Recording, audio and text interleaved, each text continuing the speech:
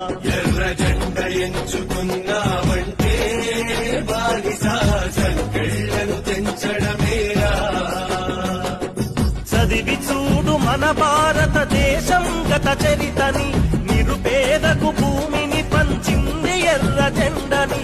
తెలుసుకుంటే నీ తనువు అరుణ పతాకమవుతుంది. ఎర్ర జెండ ఎత్తడమంటే తమ్ముడా తల ఎత్తుకు బతకడమేరా. ఎర్ర జెండ ఎంచుకున్నామంటే బానిసా సంకెళ్లను తెంచడమేరా. చదివి చూడు మన భారతదేశం గత చరితని, నిరుపేదకు భూమిని పంచింది ఎర్ర జెండని. తెలుసుకుంటే నీ తనువు అరుణ పతాకమవుతుంది. ఎర్ర జెండ ఎత్తడమంటే తమ్ముడా తల ఎత్తుకు